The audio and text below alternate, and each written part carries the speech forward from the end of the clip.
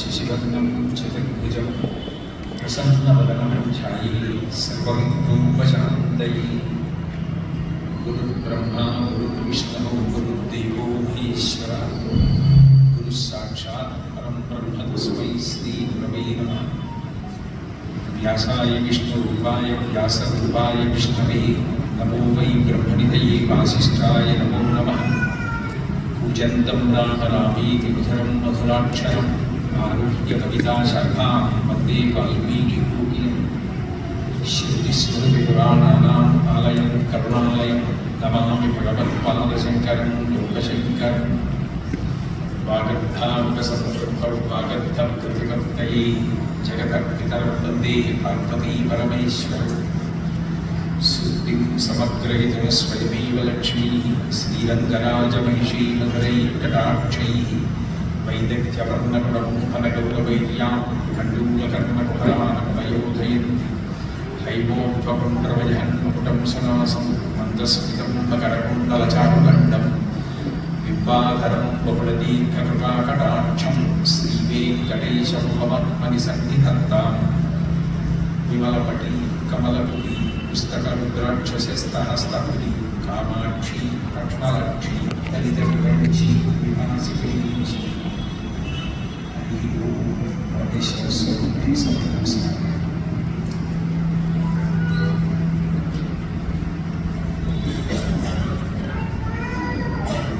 ఈ ప్రాణాన్ని రావాలి నిజంగా ఎంతో సంతోషంగా ఉంది.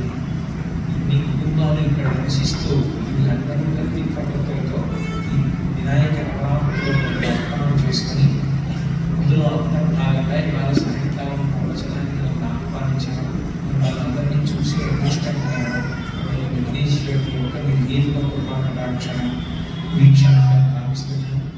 అదే సమయంలో నేను ఇక్కడికి వచ్చిన తర్వాత ఎంత వినయంగా ఉండవచ్చు జీవితంలో దాని గురించి కూడా కొంత నేర్చుకోవడం జరిగింది.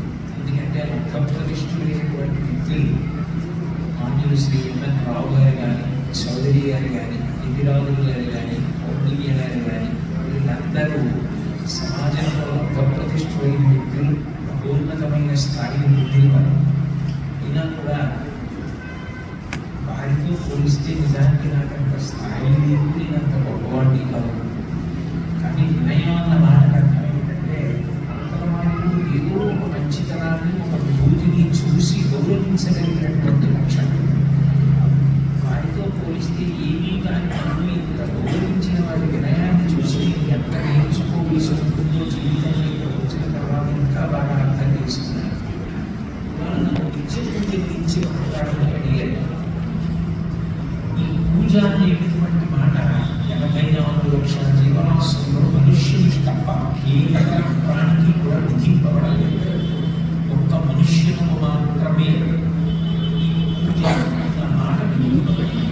అది కూడా ఎప్పుడో 15 రోజులకో 20 రోజులకో నెల రోజులకో కాకుండా పూజ అనేది ప్రతిరోజు ప్రతివారం చేయవలసిందే అని నిత్య పూజ అన్న పేరుతో విధింపబడింది.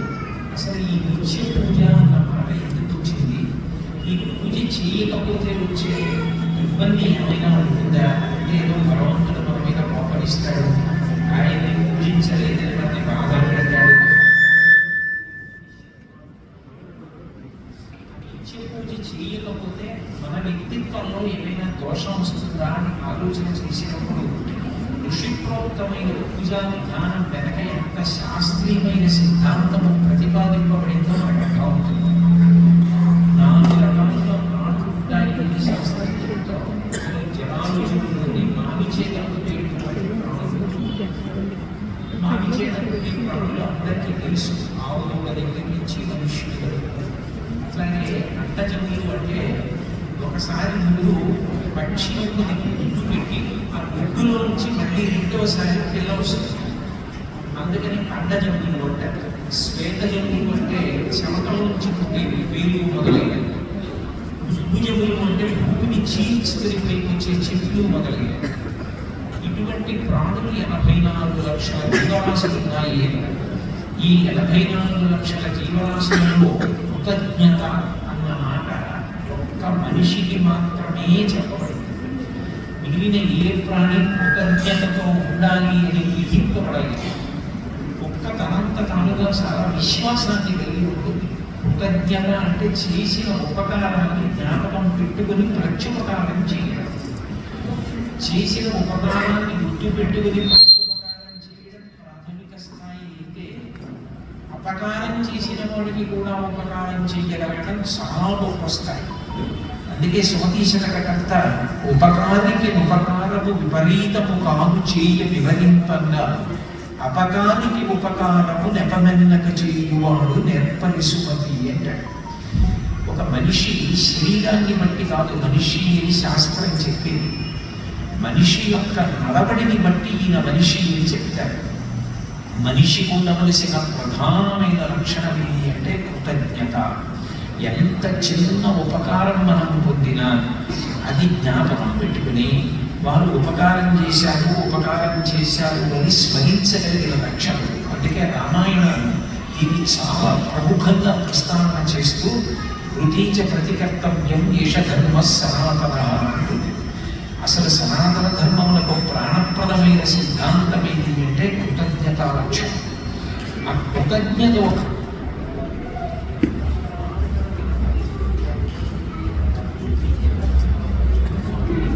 సుగ్రీవుడితో మాట్లాడుతూ ఒక మాట అంటాడు, బ్రహ్మగ్ని చ సురాపే చ చోరే భగ్నం ప్రతి తథా నిష్కృతి గీతాసక్తి కృతగుణో నాస్తి నిష్కృతి అంటాడు.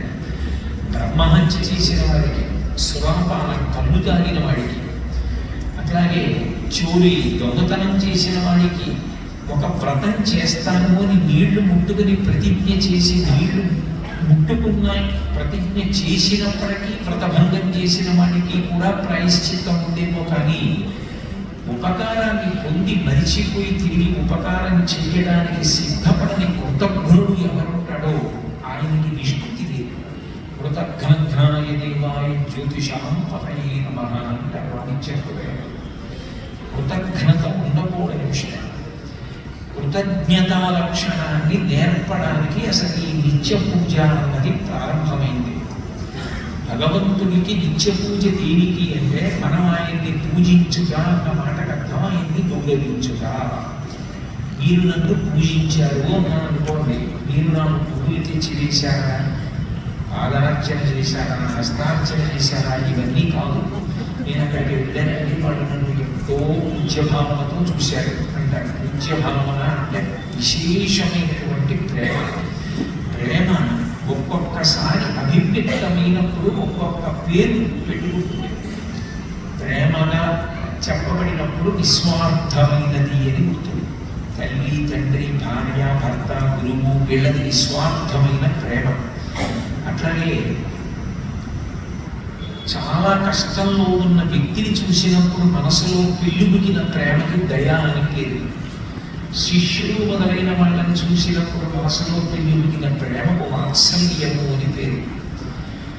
తల్లిదండ్రులు, పెద్దలు అటువంటి వారు కనపడినప్పుడు మనసులో కలిగినటువంటి గౌరవ భావానికి, వారు పెద్దలు అన్న పూజ్య భావనకి గౌరవము అని పేరు. వారి వలన ఆత్మ కూడా ఉన్నతి పొందుతుంది. వారు చేసిన ఉపకారం సామాన్యమైంది కాదు.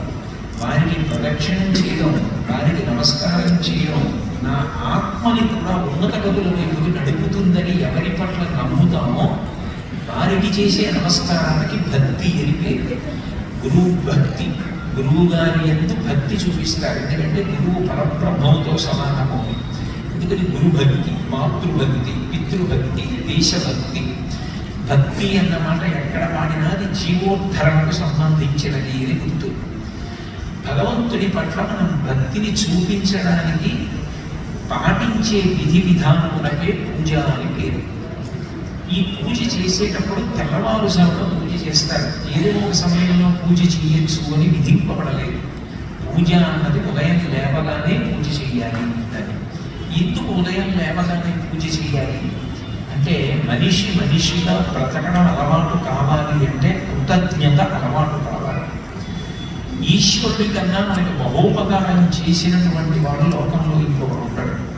అసలు ఈ శరీరం ఏర్పడింది అంటే దీన్ని ఏర్పాటు చేసిన వాడు భగవంతుడు. మనుష్య ప్రాణిగా పుట్టకపోతే అసలు ఈ విషయాలు వినడానికి కానీ, శాస్త్రం పట్ల గౌరవాన్ని పెంచుకోవడానికి కానీ, ఇక మళ్ళీ జన్మ లేకుండా జ్ఞానం పొందడానికి కావలసిన వైదిక కర్మలు అనుష్ఠించడానికి అధికారాన్ని కానీ పొందే అవకాశం ఏది? అటువంటి మనుష్య శరీరాన్ని భగవంతుడు ఇచ్చాడు. ఇది కేవలం పైకి కనపడుతున్నంత తేలిక విషయం కాదు అంటుంది భాగవతం. ఒక పరమాత్మ సుఖదుఖములనేటటువంటి రెండు ఫలములు అనుభవింపచేయడం కోసం సప్తరజస్తమో గుణాలన్న 3 గుణాలతో ధర్మార్థ కామమోక్షములన్న 4 పురుషార్థముల కొరకు శబ్దస్పర్శ రసరూప గంధములనేటటువంటి పంచకర్మాత్రములతో పంచ జ్ఞానేంద్రియములు మనస్సు ఆయనకి సంఘాతంగా చర్మము, రక్తము, మాంసము, కొవ్వు, అస్థి, శుక్ర, మేధాన్న పడేటటువంటి 7 పొరలు కల్పించి దీనికి 2 కాళ్ళు, 2 చేతులు, 4, 5 శిరస్సు, 6 కంఠము, 7 హృదయము, 8 ఉదరము అనబడేటటువంటి 8 అవయవాలతో 9 రంధ్రములు కలిగిన తోలు తిత్తి 2 ముక్కు కన్నాలు, 2 కళ్ళ కన్నాలు, 2 చెవులు 6, నోరు 7, మలద్వారం 8, మూత్రద్వారము 9 రంధ్రములు కలిగిన తోలు తిత్తిలో తన ఆజ్ఞ అయ్యే వరకు వాయువు బయటికి వెళ్లకుండా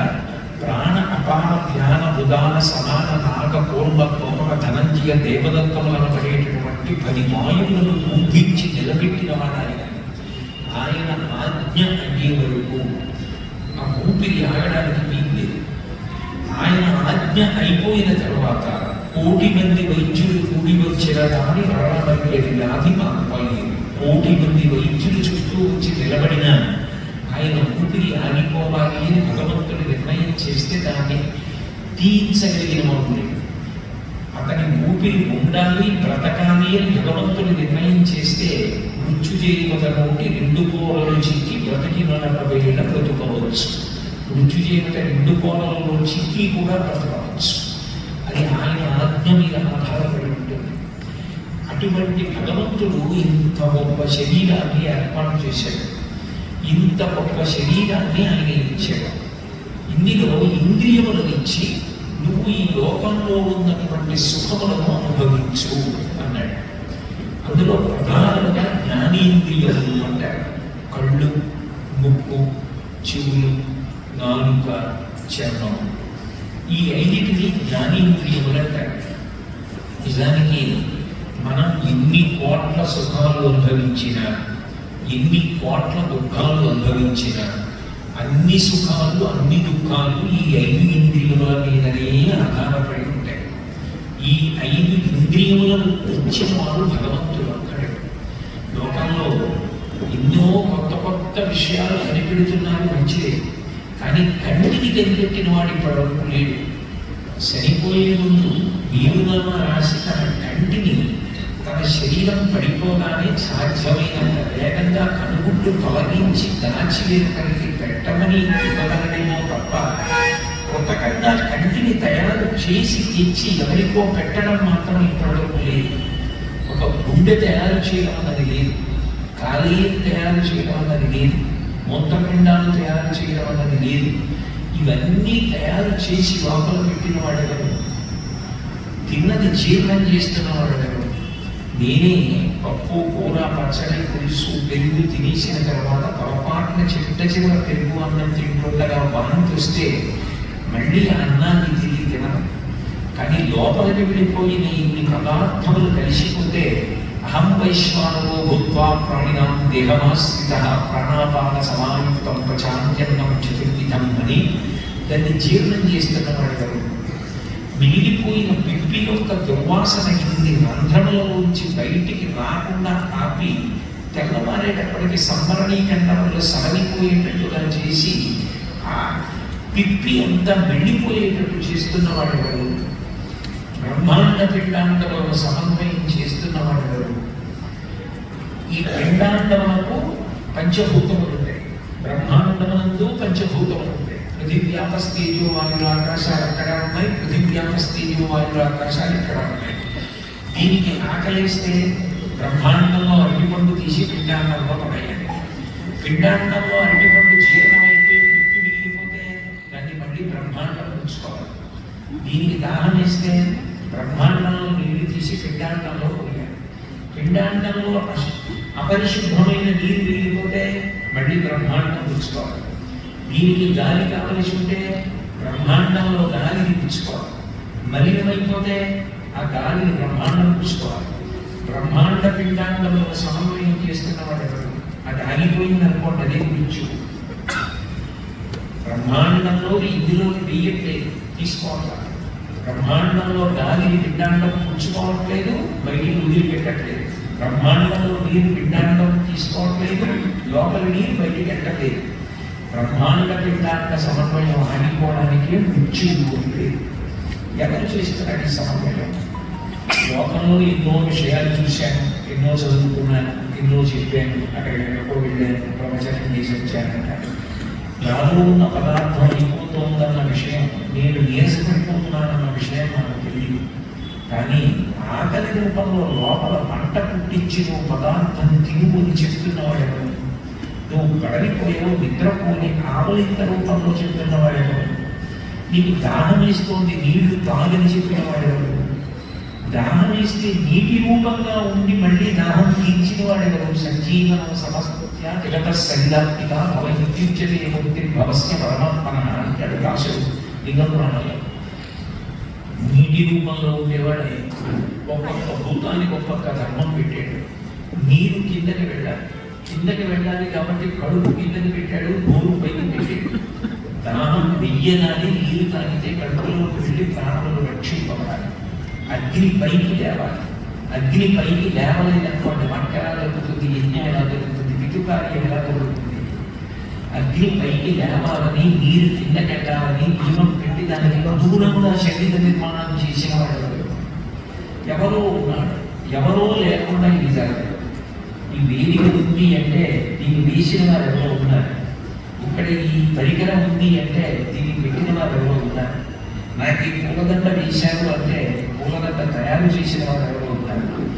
నిన్న శ్వాసంలో ఈ పసరిక మొక్కలో వీసి అని పువ్వులు వేయటప్పటికి శ్వాసం వచ్చిందంటే దాన్ని అట్లా చేసుకున్న వాడు ఎవరో ఉన్నాడు.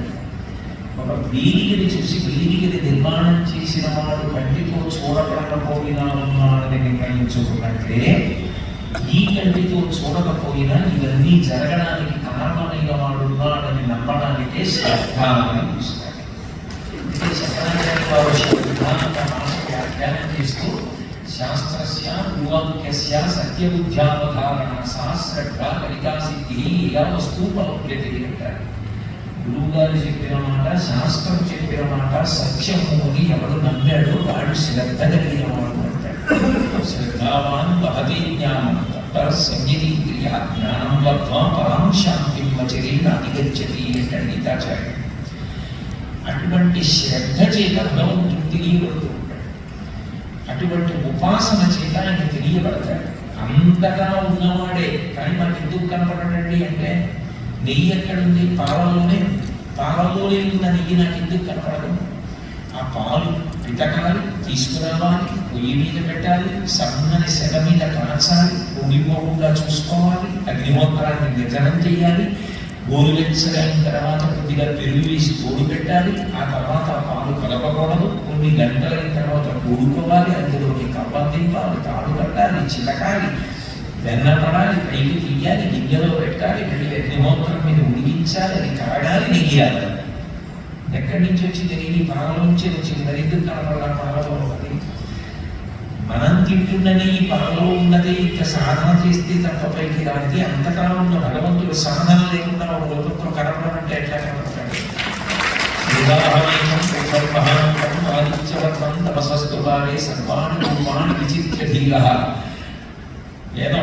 ఆయన అంతటా ఉన్నాడు, అన్ని రూపాలలో ఉన్నాడు. లోకమునందే లోకేశ్వరుడు ఉన్నాడు, విశ్వమునందే ఈశ్వరముడు ఉన్నాడు.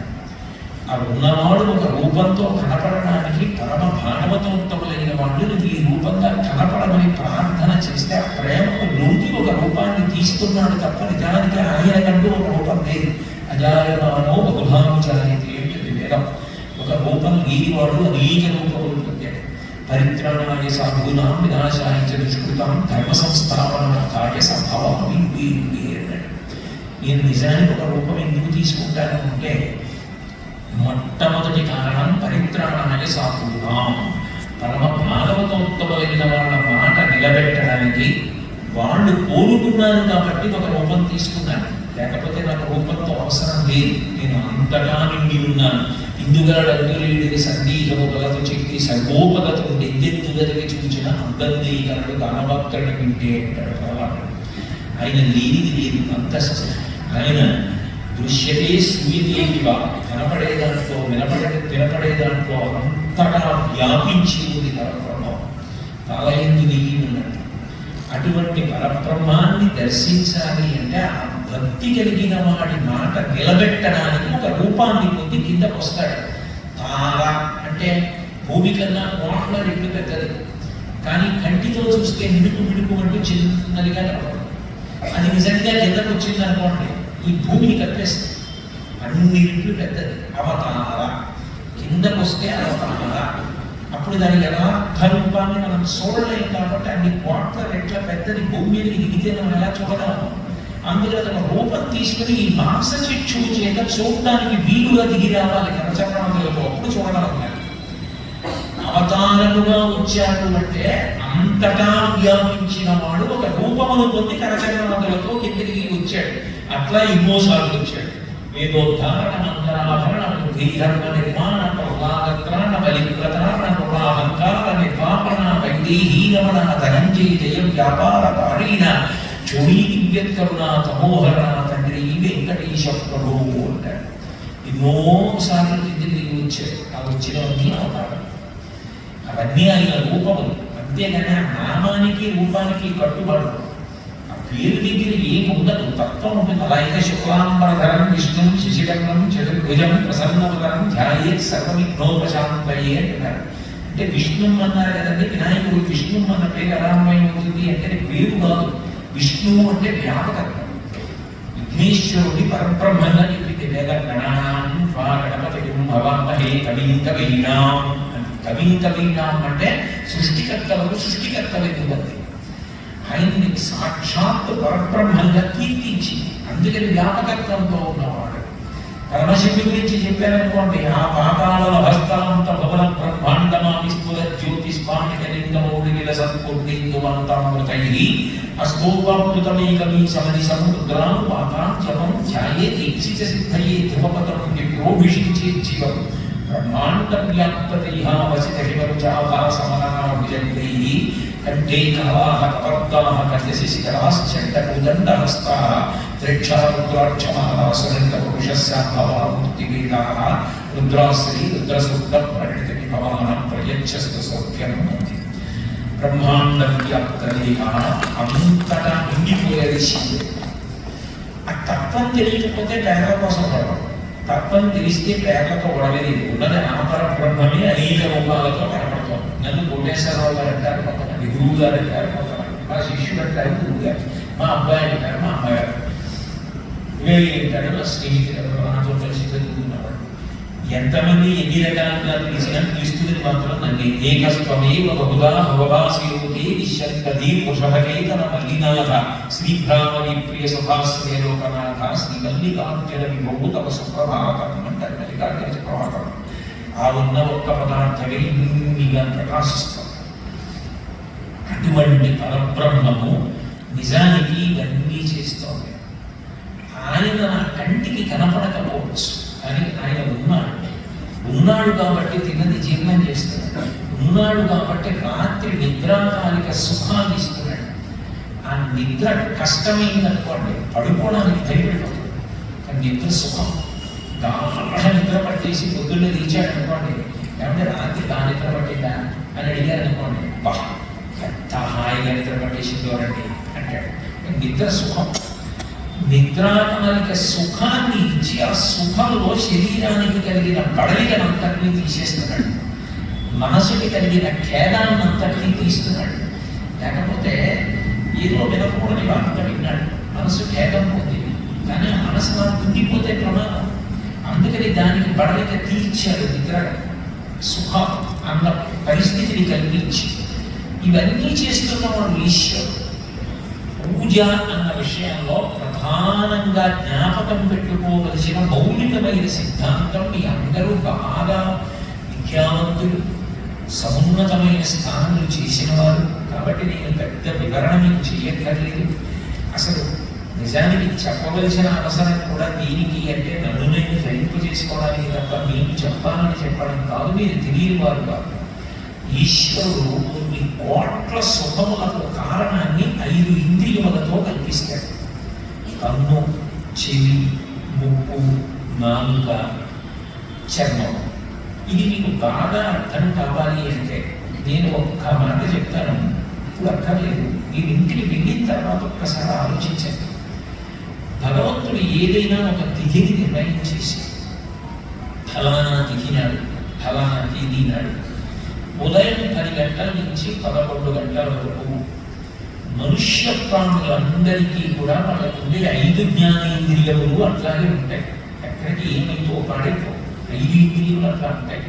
కానీ ఒక గంట సేపు ఆ 5 ఇంద్రియములు కూడా పనిచేయవు. మనిషి బతికే ఉంటాడు. కళ్ళు ఉంటాయి, చెవులు ఉంటాయి, ముక్కు ఉంటుంది, నోరు ఉంటుంది, చర్మం ఉంటుంది. కానీ 5 ఇంద్రియములు ఒక గంట పనిచేయవు అన్నాడు అనుకోండి. మీరు ఒక్కటి గుర్తుపెట్టుకోండి. కాముందు సు, కాముందు దు ఉండవు. ఖా అంటే సంస్కృతంలో ఆకాశం. అది మీకు బాగున్నట్టు అనిపిస్తే సు, మీకు బాగుండనట్టు అనిపిస్తే దు. మీకు అనిపించింది కదా అది మాత్రం ఇప్పుడు ఒకే ఉంటుంది. ఎందుకంటే ఆకాశం బొబ్బట్టింది అనుకోండి, ప్రవచనం బయట పెట్టుకున్న వాడికి బాధ, నీళ్లు లేకుండా జరుగుతున్న వాడికి సు, ప్రవచనం బయట పెట్టిన వాడికి దు. ఖా వీటితో సంబంధం లేదు. అవి వాడు బాధపడ్డాడని లేదు, సంతోషించాడని లేదు, తన పని తాను చేసుకుపోతుంటాడికి అది పరబ్రహ్మస్వరూపం. సృష్టి అంతా అక్కడి నుంచి వచ్చింది. ఆకాశాన్ని సృష్టి రావడానికి కారణం ఆకాశమే పరబ్రహ్మం. ఇప్పుడు ఒక్కటి ఆలోచించండి, ఒక్క గంట సేపు 5 పనిచేయవు అన్నాడు పరమేశ్వరుడు. కంటి ముందు సాక్షాత్ వెంకటేశ్వర స్వామి గారు వచ్చి ఎదురుకుండా ప్రత్యక్షం అయ్యారు. ఏమైనా కనపడుతుందా? సంతోషించడానికి ఏమంటుందా? సుఖం లేదు. కంటి ముందు పెద్ద బ్రహ్మరాక్షసులు వచ్చి తెచ్చున్నాడు. బయట నుంచి కనపడితే కదా దుఃఖం లేదు. చెవులకు వినపడదు. ఎవరో గొప్ప వ్యక్తి వచ్చి ఒక వైదికుడు వీణ వాయించాడు, వినపడదు కదా, ఏ సుఖం లేదు. పిడుగుపడింది దగ్గరలో, ఏమైనా భయం ఉందా? వినపడదు. మల్లెపూల చెట్టు తెచ్చి పూరి మీద పెట్టారు, వాసన చెప్పగా సుఖం లేదు. కుక్క కళేబరాన్ని తీసుకొచ్చి ఎదురుకుండా పెట్టారు, తెలియదుగా దుఃఖం లేదు. నాలుగు మీద నిప్పు గడిగ పెట్టారు, దుఃఖం లేదు. తిరుపతి లడ్డూ పెట్టారు, సుఖం. చర్మం మీద చందనాన్ని అవలేరు, సుఖం లేదు, తెలియదు స్పర్శ. చర్మం మీద కత్తితో పోశారు, దుఃఖం లేదు. ఎందుకంటే స్పర్శ లేదు. అంటే ఇప్పుడు దాని వలన అర్థమవుతున్నది ఏంటి? ఈ 5 ఇంద్రియములను ఆపేస్తే సుఖ దుఃఖములన్నవి ఏవే లేవు. ఇప్పుడు ఒక రోజు మొత్తం మీద అనుభవిస్తున్న కొన్ని కోట్ల సుఖ దుఃఖములకు కారణము ఈ 5 జ్ఞానేంద్రియములే. అది ఇచ్చినవాడు ఎవరో ఇవ్వకుండా నేను ఎలా వాడుకుంటాడు? నాకు ప్రభుత్వం వారి వాహనం ఇచ్చారండి, ఈ వాహనం ఎక్కి తిరిగి నేను సౌఖ్యంగా కార్యాలయాన్ని చేరుకోగలుగుతున్నాను అంటాను కదా. లేకపోతే నా కొడుకు నాకు ఈ వాహనం కొనిచ్చాడండి, దానివల్ల నేను సుఖంగా ప్రయాణం చేసి ప్రవచనాలు వెళ్ళగలుగుతున్నాను అంటాను కదా. ఎవరో ఇచ్చిన వాళ్ళని స్మరిస్తాను కదా. మరి 5 ఇచ్చిన వాడు ఎవరు? ఆ కన్ను పెట్టిన వాడెవరు, ముక్కు పెట్టిన వాడెవరు, చెవి పెట్టిన వాడెవరు? పైగా మీరు శాస్త్రాన్ని పరిశీలిస్తే రోమాంచగా ఉంటుంది. అసలు ఆయన పెట్టడమే కాదు, అత్యంత ప్రధానమైనటువంటి వాటి దగ్గరికి వెళ్ళేటప్పటికి ఏం చేశాడంటే, ఒకటి ఇస్తే పాడు చేసుకుంటాడేమో అని 2 ఇచ్చాడు.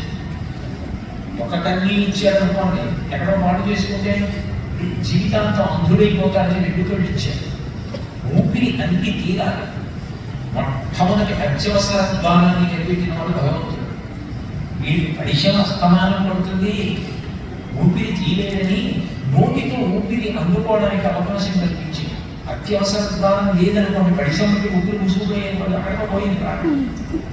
నోట్లోంచి ఊపిరి తీసుకోవడానికి అవకాశం పెట్టాడు. అసలు ఆ సృష్టి అంత గొప్పది. కన్ను చాలా తొందరగా బడైపోతుంటుంది. కొంచెం గాలి తగులుతోంది అనుకోండి, బడలుతుంది, నీరు వదిలిపెడుతుంది. ఆ బడలిక నుంచి శాఖ తీర్చడానికి పైన వెప్ప పెట్టాడు. చాలా ఏళ్ళు అయిపోయిందంటే రెప్ప కలుగు అయిపోయింది, మార్చుకోవాలి, అయిపోయింది అన్న మాట ఉంటుందా లోకంలో? అలాగే ఉంటుంది కరెక్ట్గా. నిద్రపోయినప్పుడు ఎక్కడైనా ఏ చిన్న సూక్ష్మాంగ జీవిన గుడ్డు మీద వెళుతుందేమో అని పైకి లేచి ఉండే వెంట్రుకలతో రక్షణ కంచె పెట్టాడు. రెండిటికి మధ్యలో రెప్ప మీద వెంట్రుకలు పైకి లేచి ఉంటాయి. అదేదో కంచె వేస్తే ఎలా ఉంటుందో అలా ఉంటాయి, లోపలికి ఇవి వెళ్లకుండా చూడడానికి. ఏవైనా కొద్దిగా దుమ్ము ధూళి లాంటివి పడితే రాత్రి నీటిలో మెత్తగా అయిపోయేటట్టు చేసాము. ఎక్కువ విడితే తీయడం కష్టమని కంటి ప్రారంభ స్థానంలోకి తెచ్చి ఉంచుతాడు. పుసి అని వేరుతో ఇలా అంటే పోయేటట్టుగా చేసి కన్ను కాపాడతాడు. నిద్రపోయినప్పుడు నా రెక్కని వేసుకున్నవాడు ఎవరు ఉండడు. ఆయన మోస్తాడు రెప్ప, ఆయన తీస్తాడు రెప్ప. ఆయన లాంటి మృదు స్వభావం ఎవరున్నాడు, ఆయన లాంటి సీట్ ఎవరున్నారు? తల మీద వెంట్రుకలు తిరుగుతూ ఉండాలి. ఎందుకంటే పెరిగితే రక్షణ, గబుక్కుని ఏదైనా దెబ్బ తగిలితే కాస్త కాపాడతాయి. కనురెప్ప మీద వెంట్రుకలు పెరగడం వల్లైతే ఎంత కష్టం. ఏదైనా పొరపాటున వాటిని కత్తిరించడంలో కనురెప్ప కత్తిరింపబడితే అందుకని వాటి విషయంలో నీకు ఇబ్బంది లేకుండా చూస్తాను, పెరగకుండా చూశాను. ఆయన దయాళుడు. ఆ భక్తి కలిగిన వాడికి ఆయన ఎప్పుడు గుర్తొస్తుంటాడు. ప్రహ్లాదుడికి ఎప్పుడు గుర్తొచ్చాడు భగవంతుడంటే? పానీయములు కావచ్చును, పొడుచుచును, భాషించుచును, భాషలీలా నిగ్రహములు చేయుచును, తెలుగుచును, లక్షించుచును, సంప్రత శ్రీనారాయణ పాద పద్మయుగళీ చింతామృత స్వాద సంధానుడై వరచంచురామృతుడి విషయం భూవరా. ఎప్పుడు గుర్తొచ్చాడు భగవంతుడు ప్రహ్లాదుడికి? ఈ 5 సుఖములు ఆయన 5 ఇంద్రియములు పెట్టి ఇవ్వడమే కాదు, వీటిని పగటి పూట వాడేసుకుంటే బడలిపోయి మేము అలిసిపోయామని ఆవలింత ద్వారా చెప్తే నిద్రాకాలిక సుఖాన్ని ఇచ్చాడు. నిద్రకి కూడా ఇవి ఉంటేనే నీకు నిద్ర పడుతుంది అని నిర్ణయం చేశాడు అనుకోండి. ఎలా నిద్రపోతారు? నీకు ఇన్ని అంగుళాలు పరుపు ఉండాలి, ఇన్ని అంగుళాలు తలగడం ఉండాలి, నీకు ఇంత గాలి వేస్తూ ఉండాలి, ఇంత చల్లదనం ఉండాలి, ఇలా దోమలు లేకుండా ఉండాలి అని వ్యవస్థ పెట్టాడు అనుకోండి. అలా లేకపోతే నీకు నిద్ర పడదు. అప్పుడు ఇంద్రియముల పడక తీరదు. ఆయన ఏం చేశాడు? నిండారాజు నిద్రించు నిద్ర వినొకటే, అండనే పండు నిద్ర అది వినొకటే. అలిసిపోయినవాడు బండరాజు మీద తలపెట్టి పడుకున్నా నిద్రాకాలిక సుఖాన్ని ఇచ్చేస్తాడు. ముళ్ళ మీద పడుకున్నా నిద్ర పట్టేట్టు చేస్తాడు. ఆయన అలా నిద్ర పట్టించకపోతే తలగడా పెట్టుకుంటే నిద్ర వస్తుందంటే తలగడ పెట్టుకున్న వాళ్ళందరికీ రావాలి. కొంతమంది ఎందుకు రావాలి అంటే నిద్ర ఈశ్వర కృప. అందుకే స్వల్పకాలిక లయం అంటారు కానీ అటువంటి నిద్రకు ఇస్తున్నాడు. ఇప్పుడు బడలిపోయిన ఇంద్రియములకు బడలిక తీర్చిన వాడు ఆయన. నిద్ర లేవగానే ముందు ఆయనకి కృతజ్ఞత చెప్తాడు. ఈశ్వర, ఈ కళ్ళు, ఈ ముక్కు, ఈ చెవులు, ఈ చర్మం, అట్లాగే నాకు ఈ నాలుక, ఈ 5 ఇచ్చింది. అలిసిపోతే బడలిక తీర్చిన వాడివి. దీనికి నీకు కృతజ్ఞత చెప్పి నేను వాడుకుంటాను. ఆ కృతజ్ఞత లేకపోతే మనిషిలా ఉంటాడు అసలు. నేను ముందే చెప్పాను కదా మీకు కృతజ్ఞత గురించి. అందుకని పూజ. అందుకే పూజలో నిజానికి 64 ఉపచారాలు చేయాలి. చతుష్షోపచారాఢ్య. అందులో కోటక్కడ కూడా ఉంది. ఎక్కడ చేస్తాం? అందుకని షోడశోపచారాలు 16. ఏమంటే 64, 16 మధ్యలో 36, 33 ఉండవా అంటే ఉండవు. 64 లలిత కళలు. 64 లలిత కళల ప్రవేశం పూర్ణత్వాన్ని ఇస్తుంది. 16 చంద్రకళలు, 16 కూడా పూర్ణకళ, శ్రీకళ, నిత్యకళ. అది పూర్ణత్వాన్ని ఇస్తుంది, పూర్ణబింబం వస్తుంది. 16 కళలు. 16 ఉపచారములు చేస్తే జీవితంలో పూర్ణత్వాన్ని పొందుతాం. 16 చేయలేకపోతున్నానండి అంటే కృతజ్ఞుడమైపోకుండా ఉండడానికి పంచోపచారాలు చేయాలి. అందుకని పంచసంఖ్య ఉపచారిణి నిర్మిత శాస్త్రం. 5 ఉపచారాలు చేసి తీరాలి. గంధ పుష్ప ధూప దీప నైవేద్యం ఇవి లేకుండా ఉండకూడదు. ఎందుకని అంటే అదేదే నాకు చిన్న ఉపకారం చేసిన వాడు కనపడితే ఆయన దగ్గరికి వెళ్ళాయా, మీరు అంత ఉపకారం చేశారంట, మంచిదే. అసలు శరీరం లేకపోతే అది ఇచ్చినవాడు ఆయన కదా. ఇన్ని సుఖాలు ఒక రోజు పొందుతున్నాం కదా, దానికి ఆయన కృతజ్ఞత చెప్పద్దు. ఆ పొద్దున్న వాడుకునేటప్పుడు అందుకని స్వామి నువ్వు నాకు ఈ కన్నిచ్చావు, కను గుడ్డిచ్చావు, రెప్పిచ్చావు, దాని మీద విప్పుదలు పెట్టావు, చూడడానికి అవకాశం ఇచ్చావు. అది పడలిపోతే రెప్ప పడి పైకి లేస్తోంది. అలాగని చూడడానికి, చదవడానికి అవరోధం లేకుండా చేస్తున్నావు. నాకు కంటి ద్వారా చూసేటటువంటి సుఖాలు, పొందే సుఖాలు అనంతాలు. కన్ను ఉందనుకోండి, మొదటి సుఖం భద్రత. నీకు కన్ను లేనప్పుడు ఏమవుతుంది?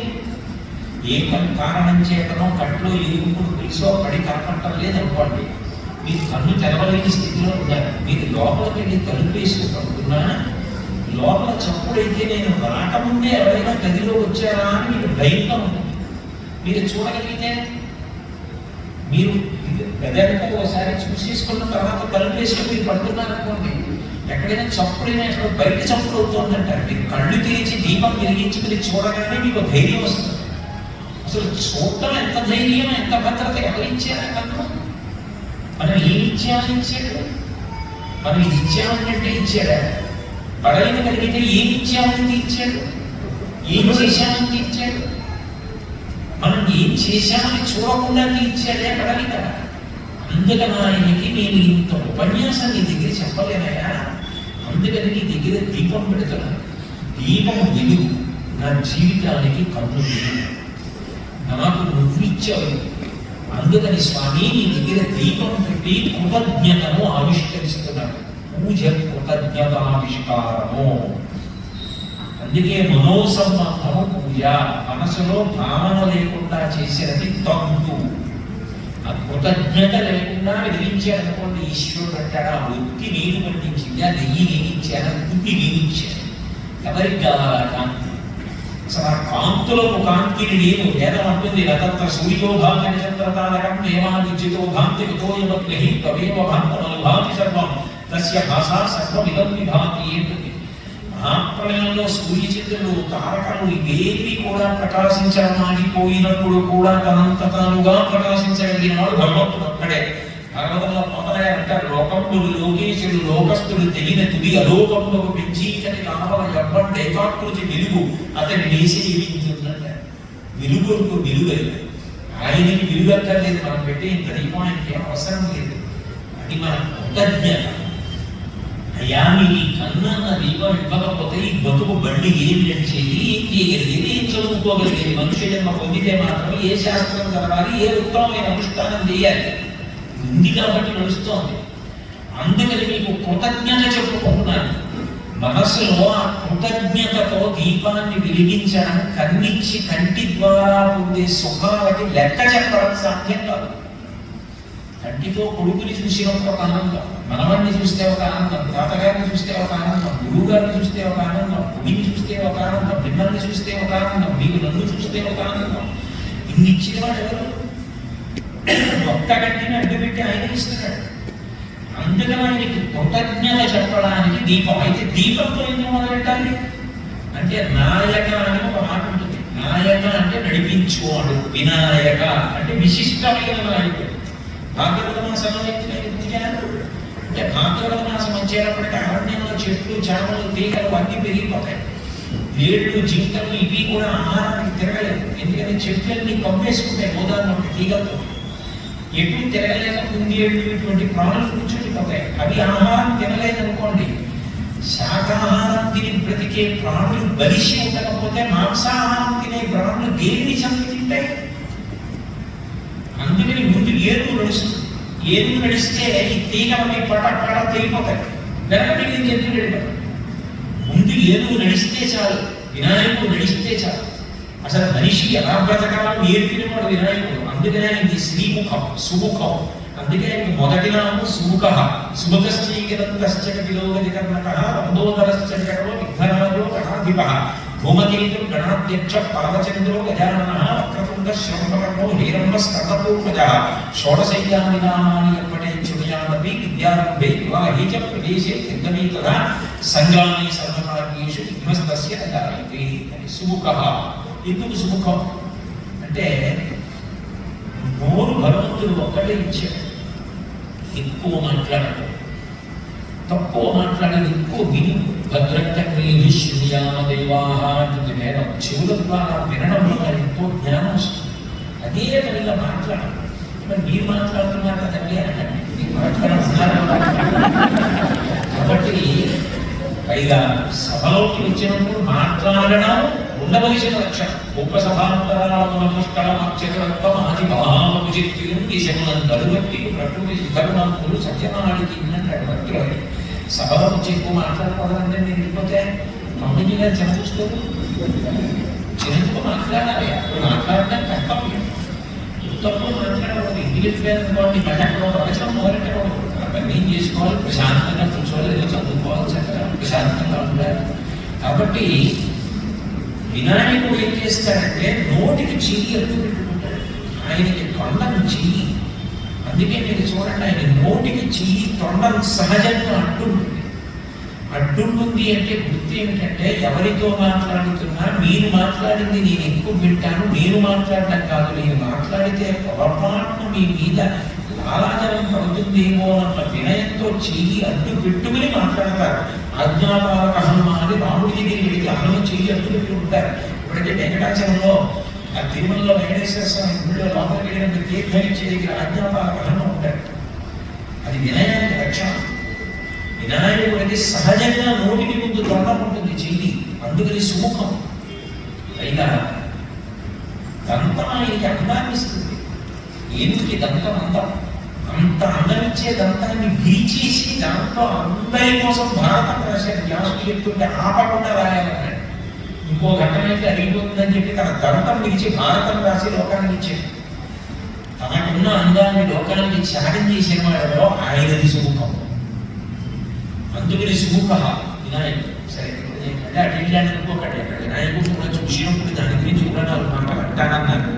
అందుకని అన్వయం చేస్తున్నాను. కాబట్టి కన్నిచ్చి నువ్వు మాకు ఇన్ని సుఖాలు ఇచ్చావు స్వామి, అందుకు దీపం పెడుతున్నాను. అట్లాగే నాకు నువ్వు ముక్కునిచ్చి ఎన్నో సుఖాలు ఇచ్చావు. మల్లె పూలు వాసన చూస్తున్నాను, జాజి పూలు చూస్తున్నాను, గులాబీ పూలు చూస్తున్నాను. మానవుడి మూర్ధన్య స్థానమునందు ముద్దు పెట్టుకున్నప్పుడు వాసన చూస్తున్నాం. ఎందుకంటే 8 ఏళ్ళు దాటిపోతే ఇక పెదవుల చేత ముద్దు పెట్టకూడదు. 8 ఏళ్ల వరకే పెదవుల చేత పోతే 8 ఏళ్ళు దాటితే తల వాసన చూడాలని చెప్పింది శాస్త్రం. రామాయణంలో దశరథ మహారాజు గారు రామకృష్ణుడు విశ్వామిత్రుడికి తిరిగి పంపించేటప్పుడు సముద్రమూర్ధ్యుపాగ్రాయ రాజా దశరథ ప్రియం గదౌ విశ్వపుత్రాయ సప్రీతే అంతరాత్మ అంటారు మహర్షి రామాయణ వైవచ్చలగా. తల వాసన చూసి పంపిస్తారంటే ఆశీర్వచనం. అట్లా పురస్సరంగా వాసన చూడడానికి అవకాశం ఇచ్చారు.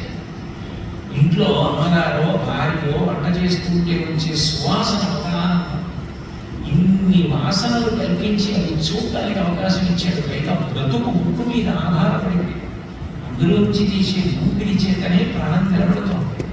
దానికి తగిన వ్యవస్థని కల్పించాడు ముక్కులు. అట్లా ఊపిరి తీయించాడు. అటువంటి మహానుభావుడైన పరమేశ్వరుడికి నేను ఏమి చిరం తీర్చుకోగలను? రాత్రి నేను నిద్రపోతే కన్ను విశ్రాంతి తీసుకుంటే, ముక్కు తీసుకుంటే ఊపిరి తీయనంటే తెల్లవారంటే ఏముంటుంది? ఇంకా శివం కాదని శవం అయిపోతుంది.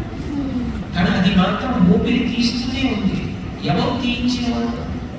ఎవరు ఇప్పుడు చేసేది ప్రవచనం రాత్రి నిద్రపోతూ కూడా చేసేది అంటే చేయగలరా?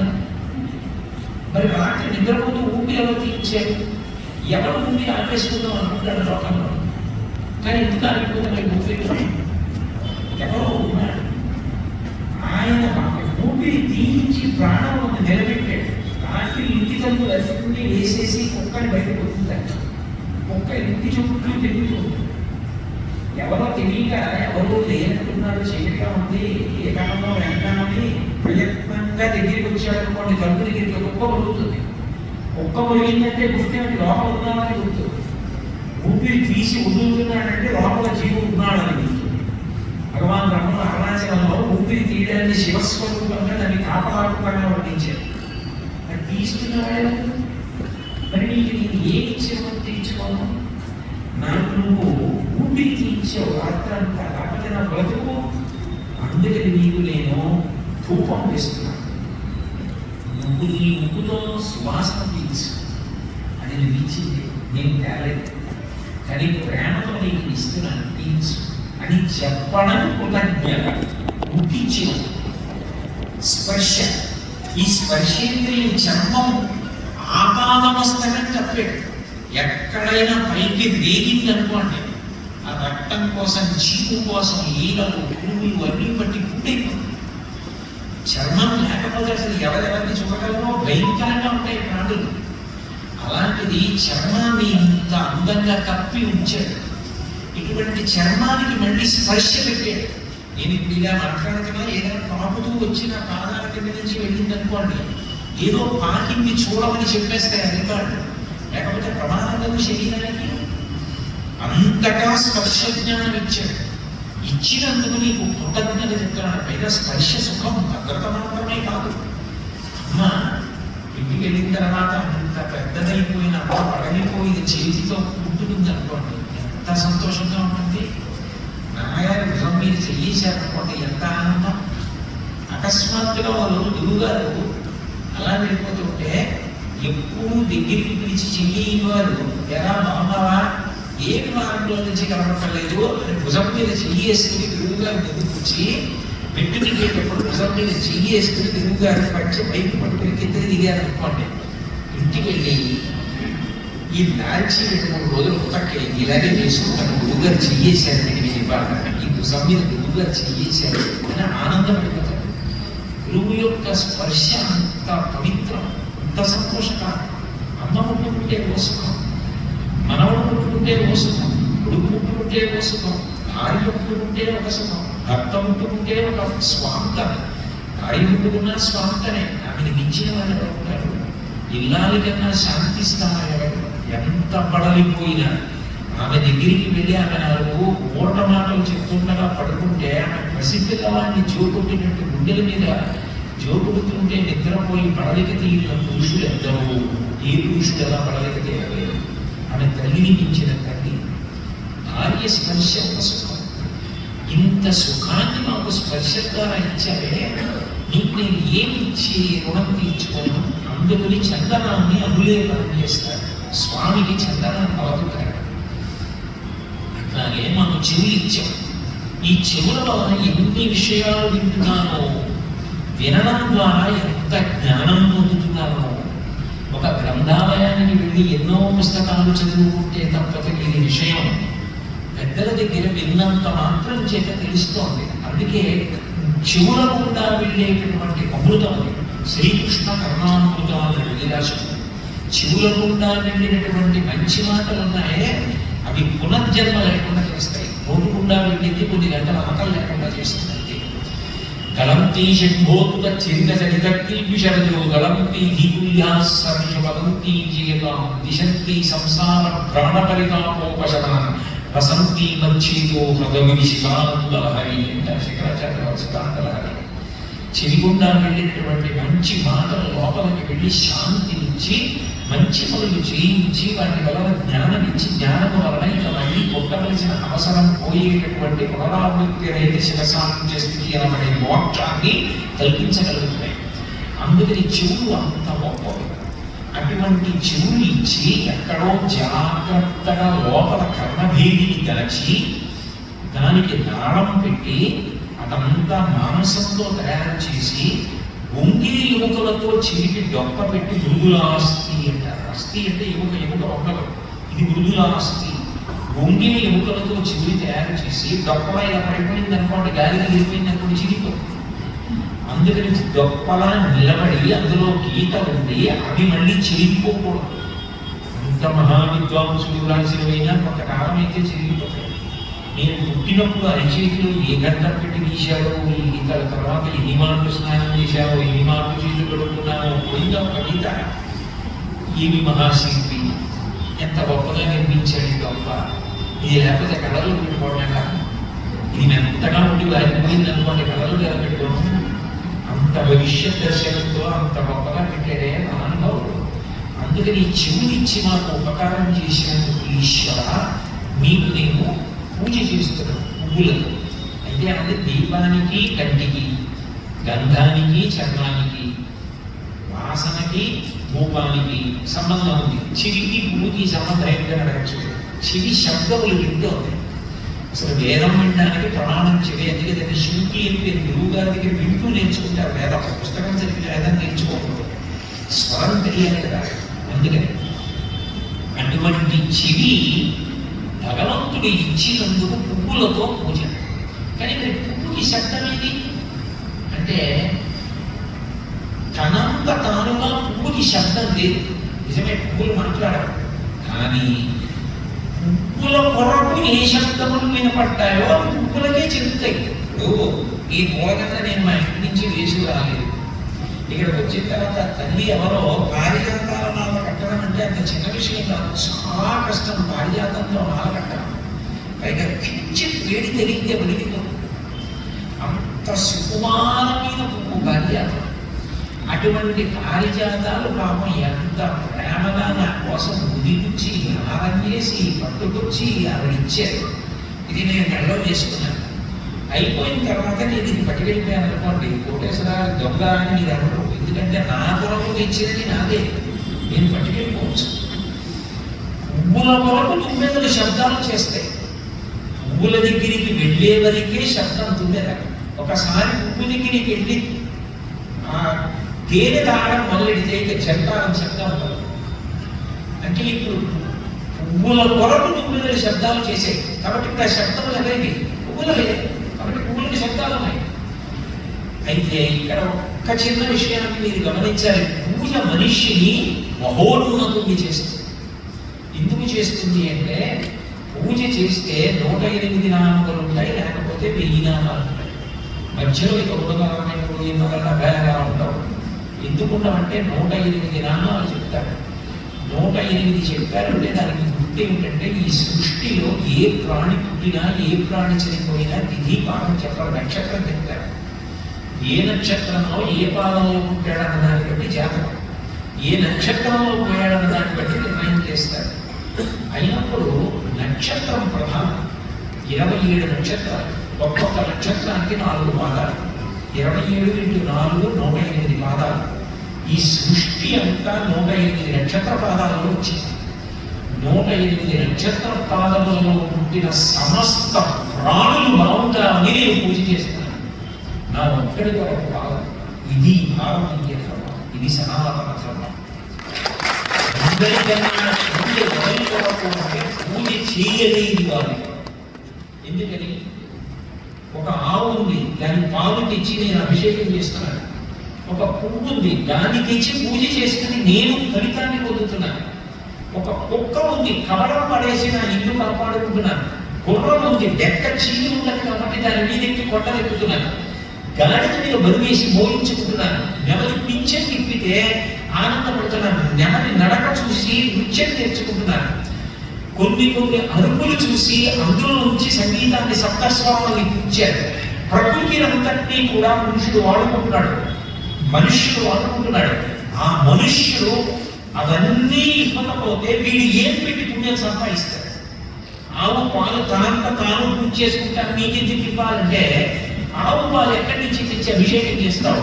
అసలు ఆవే లేదనుకోండి, ఆవు పాలు ఇవ్వాలండి, ఆవు పేడ వెయ్యాలండి, ఆవు మూత్ర పొలాలండి, సభ్యులు లేనప్పుడు ఎప్పుడో పోసేస్తాను. ఏం చేస్తావు? హోమం.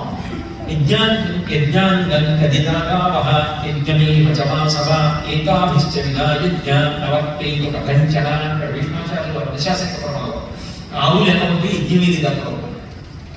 ఆవు ఉంది కాబట్టి, గోమయం ఉంది కాబట్టి పిడక చేసి హోమం చేస్తున్నావు. గోవు ఉంది కాబట్టి ఆవు నీతితో హోమం చేస్తున్నావు. గోవు ఉంది కాబట్టి ఆవు పాలతో హోమం చేస్తున్నావు. ఇవి అసలు గోవే లేకపోతే యజ్ఞం ఏది?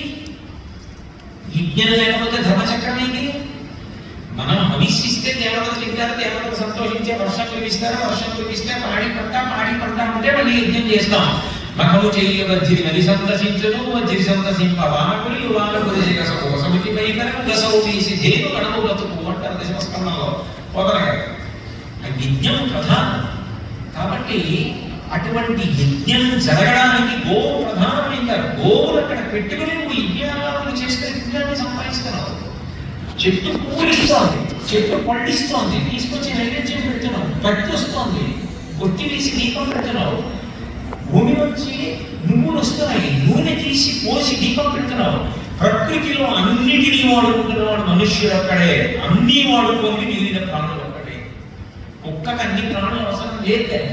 దానికి బట్టలు కావాలా, దానికైనా పడకలు కావాలా, దానికైనా సంకల్పానికి సంతృప్తి కావాలా?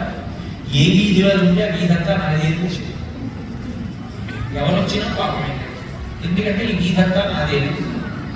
ఎవరు ఇక్కడ అన్నం పెడితే వాళ్ళందరూ తలవారే గడువు ఊగిపోయేటట్టు కోపం. మనిషికో తనతో పోయిందా అవసరం. నా మనవడు, నా ముని మనవడు 7 తరాలు 8 తరాల వరకు కనుముద్రణ వేసుకున్న కాగితాలు, రంగు కాగితాలు సంపాదించి దాచిపెట్టుకోవడానికి చేసేంత పాపకర్మ మిగిలిన ఏ ప్రాణి చేస్తుంది? ఏ ప్రాణి? అవన్నీ చేసేవాడు మనిషి ఉంటాడు. కానీ అంత శక్తి మళ్ళీ మనిషికే ఉంది. అన్ని మంచి పనులు మనిషి చేయాలి, సమాజం కోసం మనిషి చెయ్యాలి. అందుకని 108 నక్షత్ర పాదాలలో పుట్టిన సమస్త భూతములు బాగుండాలని వాటన్నిటి కోసం నేను పూజ చేస్తున్నాను, మనిషిని కదా. అవి చెయ్యలేదు, మీరు చెయ్యగలరు. నాకు పాలిచ్చిన ఆవుకి ఆకలి ఉంది, దానికి గడ్డి కావాలి స్వామి. తుఫానులు వచ్చి గడ్డి దొరకకుండా అయిపోకూడదు. నాకు అన్నం ఉండే చాలు, ఆవేదనైనా పర్వాలేదా? శంభిపదే శంభిపదే. 4 కాళ్ళ ప్రాణులు బాగుండాలి, 2 కాళ్ళు మేము బాగుండాలి. అది వేదం చెప్పింది. అందుకని 108 నామాలతో పూజ. నాకు ప్రేమ తీరలేదంటే 1000 నామాలు. సహస్రం అంటే 1000 కాదు, అంత నామాలు.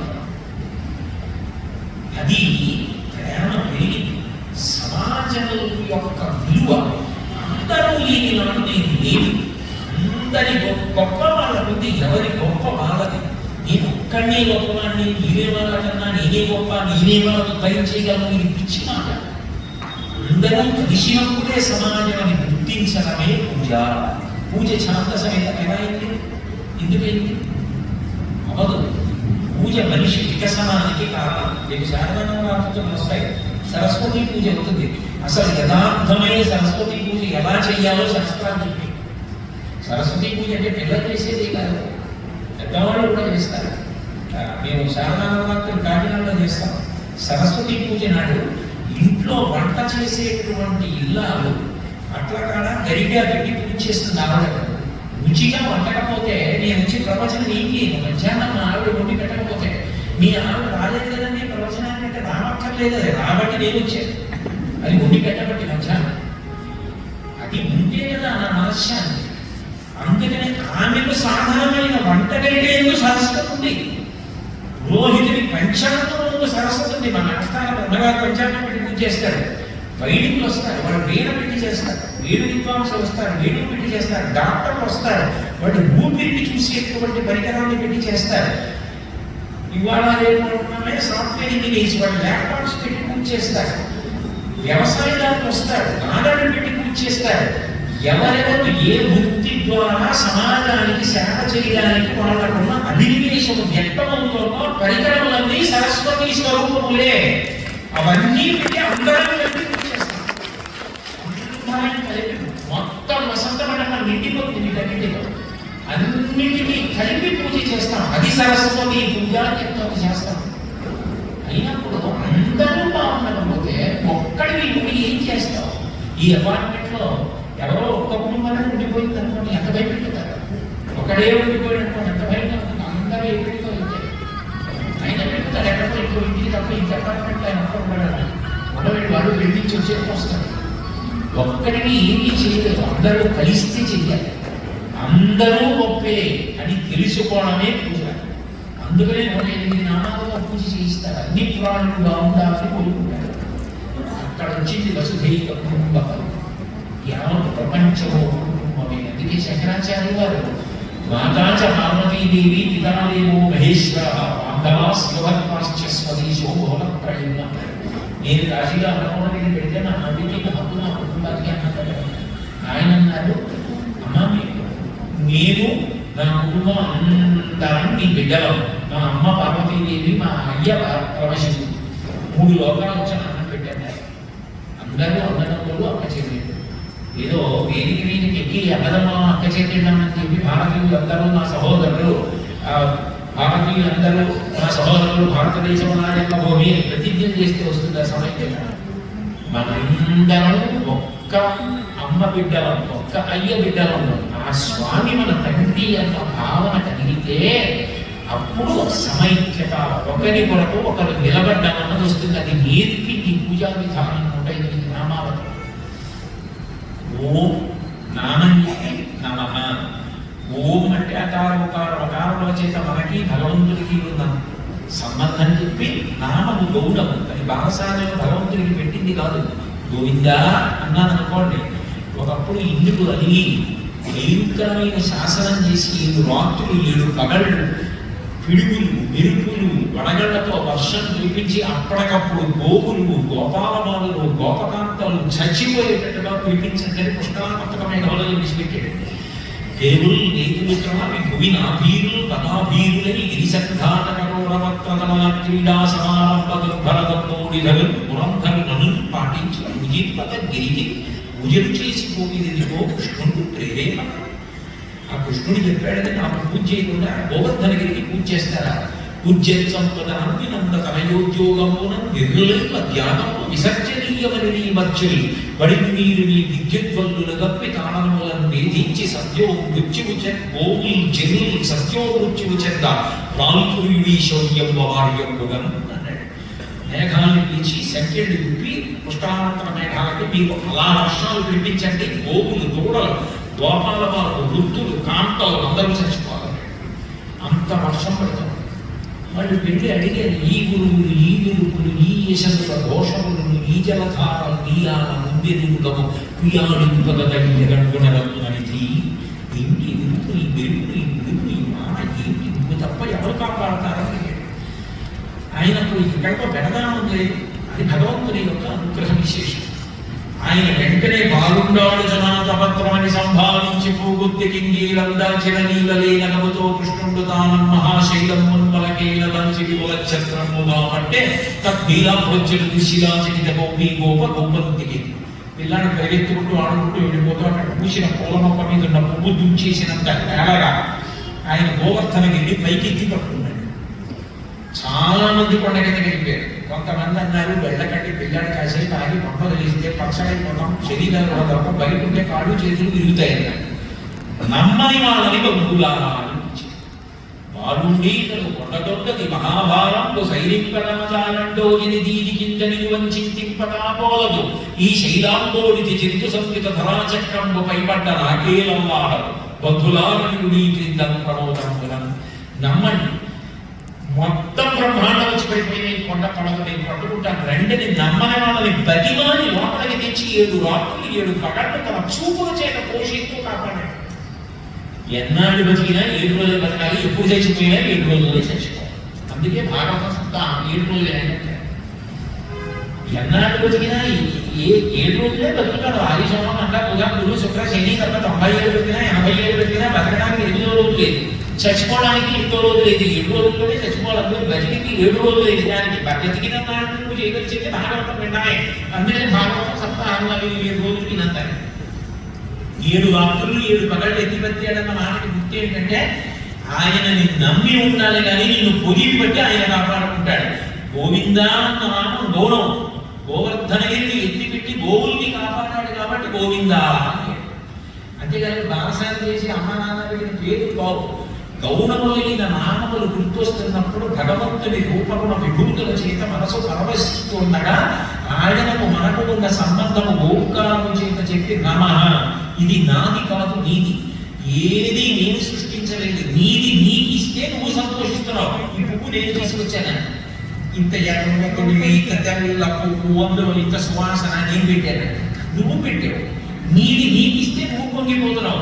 చిన్నప్పుడు అమ్మ చెల్లి మీద పట్టుకుని దుకాణానికి వెళితే అరటిపండు కావాలి అరటిపండు కావాలి అరటిపండు కావాలంటే అమ్మ 2 అరటిపండు కానీ ఇప్పుడు ఇక్కడ తినకూడదు, ఆ తొక్కెక్కడో పడేస్తే ఎవరో పెద్దలను దారి పడిపోతే వాళ్ళకి ఇబ్బంది కలుగుతుందని చెప్పి ఇంటికి రాగానే అరటిపండు ఇచ్చి తినరా అంటే కొడుకు తినడం మానేసి అరటిపండు తొక్క తీసి అమ్మ ముందు నువ్వు తిని నేను తింటాను, నువ్వు తిని నేను తింటానని చెప్పి అమ్మకు పెడితే అమ్మ మొక్క కొడుకుని సంతోషపడిపోయిన తర్వాత కొడుకు తింటే కార్యాలయం నుంచి భర్త ఇంటికి రాగానే భార్య అంటే మన జీవితాలకి ఠోకాలేదు. ఎంత మంచివాడో తెలుసా వీడు.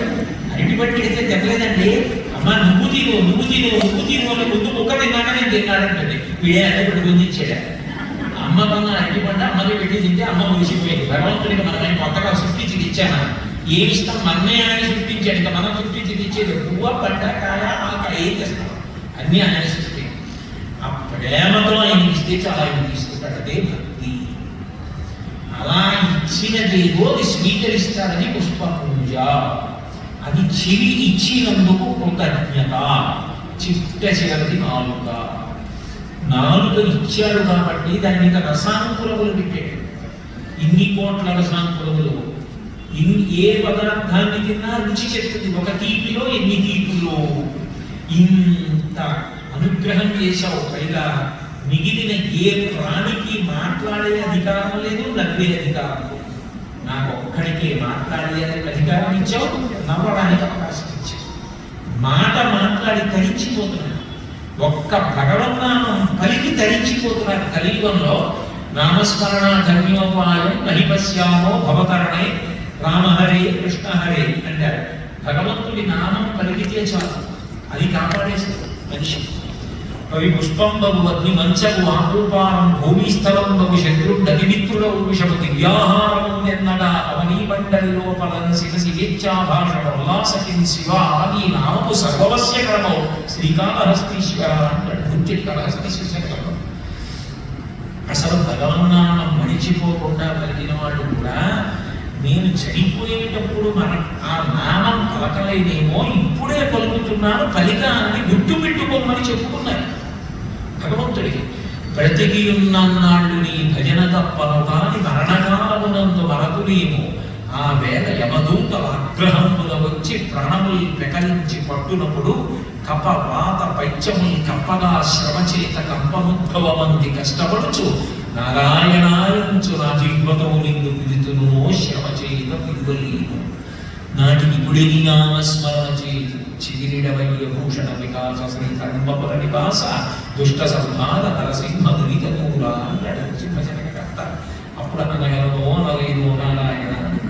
ఎదురుగుండా దూతలు నిలబడి ప్రాణములను ముగ్గడిస్తుంటే, కప్పాత పంచులను కప్పిస్తుంటే, శరీరాన్ని వెళ్ళి పడుకోబెట్టేస్తుంటే, పిల్లలు ఏడుస్తుంటే, భార్య గుడ్డలు పాల్గొంటుంటే భగవన్నామం గుర్తొస్తుంటే. అందుకని ఇప్పుడే అంటున్నాను, స్వామి మీరు గుర్తు పెట్టుకోవా. మీరు అన్నాడు ఇప్పుడు నామం అని. నామం అంత గొప్పది. అంత గొప్పదైనా పలకలేవు మిగిలిన ప్రాణం. పలకగలడు మనిషి.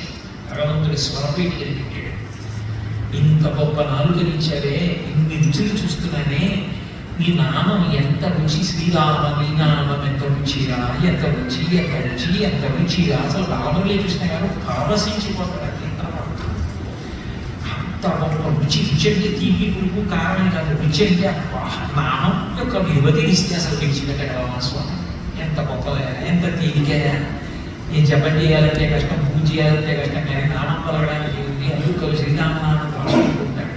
చెయ్యికి శరీరానికి, మనసు రాముడిని స్మరిస్తూ వాచికంగా శ్రీరామ అంటూ రాసుకుంటాడు. మూడు నడుస్తాయి. అదో తపస్సు. అందుకని అంత గొప్ప నామం పలకడానికి అవకాశం ఇచ్చావు. నోరిచ్చి, నాలుగిచ్చావు, కళ్ళు ఇచ్చావు. ఇంత కఠినమైన పళ్ళు కరుపుగా ఉన్న వాటిని నవ్వుతాయి. మధ్యలో మెత్తని నాలుక తోసుకుంటుంది పదార్థాన్ని, అయినా పళ్ళు నాలుగులు గొప్ప. ఎంత ఆశ్చర్యం. ఎలా పెట్టావయా పరమేశ్వర. ఆ మెత్తగా అయిపోయిన పదార్థం లోపలికి జారిపోవడానికి రావాలని అనుకుంటారు. అందులో మ్యూకస్ టైలింగ్ ఉంటారు. ఒకటి సూక్ష్మజీవులు చంపాలి, ఒకటి జిగురుగా ఉండి కంఠంలో పదార్థం జారిపోయేట్టు చేయాలి. ఇన్ని తింటుంటే సృష్టించడం. ఎక్కడున్నావా నువ్వు? వడివాయని తిరిగే ప్రణబంధుగా అంటాడు రామాచార్యుడు. ఊపిరి ఒక వేగంతో లేదనుకోండి అయిపోయిందండి. ఎగూపిరి వచ్చిందంటే తీసుకోమంటాడు, తెగూపిరి వచ్చింది తీసుకోమంటాడు. ఒకే వేగంతో ఊపిరి తీస్తున్నవాడు, ఒకే వేగంతో రక్తాన్ని తిప్పుతున్నవాడు ఎవరు? ఆయన. ఈయన తీస్తుంది ఆయన. అటువంటి వాడికి ఏమి పదార్థం? ఆ ప్రేమ కలిగినప్పుడు సాత్విక పదార్థం ఏది పెట్టాలన్నది కాదు, ఏదైనా ఆ పెట్టిన దానికి మునిసిపోతాడు. అందుకే ఫలమైన పుష్పమైన సలిలమైన బాలిని భక్తిని పలచిన చెరువు అర్పించిన ఎలని రుచిరాన్న ఒక ఏనుగు జీవితుందంటాడు. ఆక పువ్వు, పంట, కాయ ఇవన్నీ కాదు. మీరు ప్రేమగా పెట్టింది నిజమైతే తినేస్తారు, సంతోషం పెరుగుతుంది. ఈ 5 చెయ్యడమే 5 ఇంద్రియములు ఇచ్చినందుకు ఆయనకి కృతజ్ఞత. ఇవి ఆయన ఇచ్చాడు అని మీకు నమ్మకం కలిగింది అనుకోండి, మీరు దుర్వినియోగం ఎలా చేస్తారు?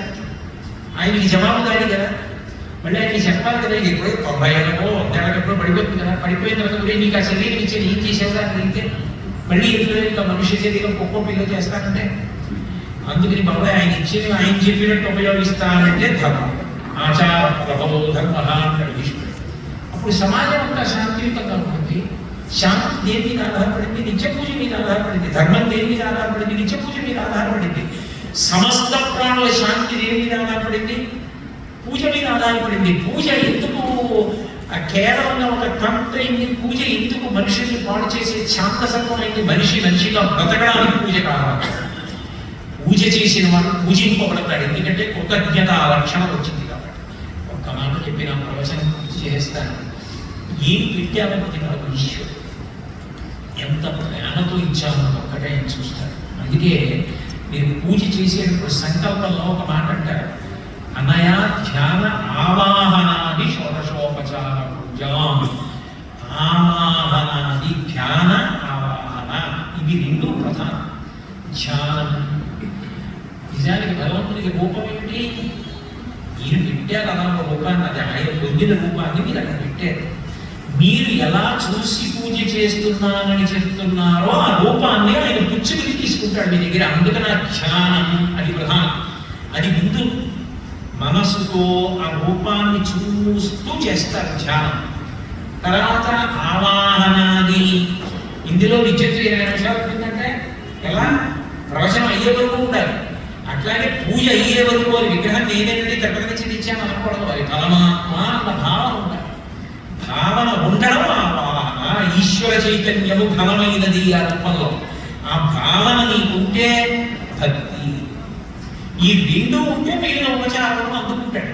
అసలు అది విగ్రహమే అన్న భావన ఉన్నంత కాలం అవును విగ్రహాన్ని కాదు. అది విగ్రహం కాదంటే పరమాత్మ అన్న భావన ఉంటే పరమాత్మగానే నిన్ను అనుగ్రహిస్తాడు. అందుకని అమయ ధ్యాన ఆవాహనాది షోడశోపచారే అవి ప్రధానం. ఒక మాట చెప్పి పూర్తి చేస్తాను కదా. అది ఉందనుకోండి, మిగిలి ఉన్నాయా లేవా చూడండి.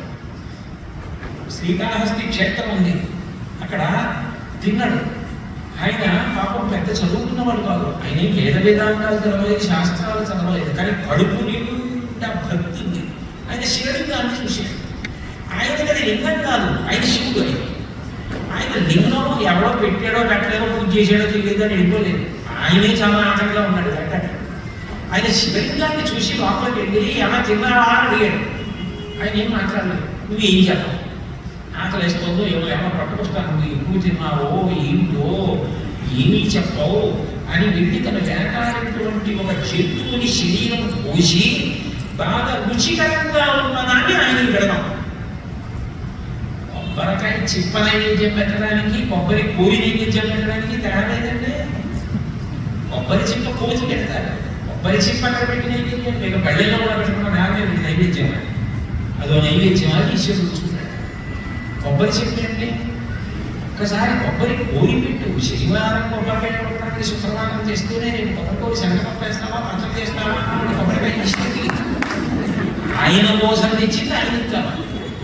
తిన్నాడు, నువ్వు ఎప్పుడు తిన్నావు? చాలా ఆరాటం చెంది మృగాన్ని కోసి నదిని చూశాడు.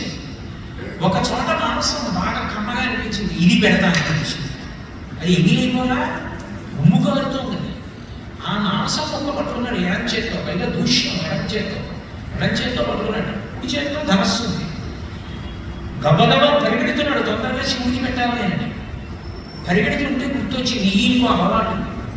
ఈయన ముందు స్నానం చేస్తే కానీ తింటాడు, అస్తమానం నీళ్లు పోసుకుంటుంటాడు.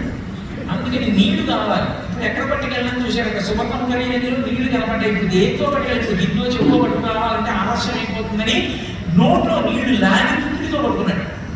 గబగబా ముందుకి శివాలయంలో శివలింగం మీద ఉండేటటువంటి నిర్మాల్యం తీసేటప్పుడు చేతితో తీరు మెత్తటి కూర్చ అంటే బ్రష్ దాంతో తీస్తారు.